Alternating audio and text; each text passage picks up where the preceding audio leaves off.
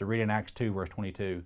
Men of Israel, hear these words. Jesus of Nazareth, a man attested by God to you by miracles, wonders, and signs which God did through him in your midst, as you yourself also know.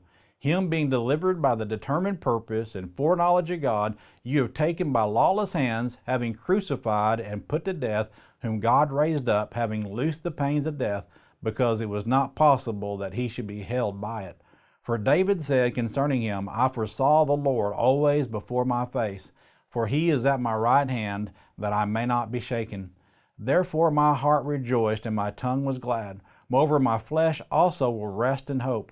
For you will not leave my soul in Hades, nor will you allow your Holy One to see corruption. You have made known to me the ways of life.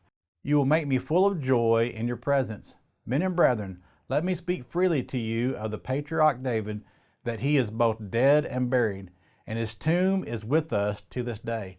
Therefore, being a prophet, and knowing that God has sworn with an oath to him that of the fruit of his body, according to the flesh, he would raise up the Christ to sit on his throne. He, foreseeing this, spoke concerning the resurrection of the Christ, that his soul was not left in Hades, nor did his flesh see corruption.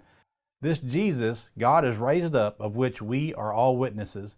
Therefore, being exalted to the right hand of God, and having received from the Father the promise of the Holy Spirit, he poured out this which you now see and hear. For David did not ascend into the heavens, but he says himself, the Lord said to my Lord, sit at my right hand, till I make your enemies your footstool.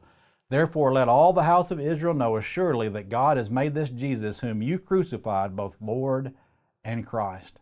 Notice their response, verse 37. Now when they heard this, they were cut to the heart, and they said to Peter and the rest of the apostles, Men and brethren, what shall we do? See, their eyes were open to what they had done. And they realized they had done something horribly wrong, because they were caught up in that mob mentality. Now we have to be on constant guard to make sure that we're not being sucked into doing the wrong thing just because everyone else around us is doing it. When we allow ourselves to get used to seeking the acceptance of others, it is easy for us to get misled and to do the wrong thing.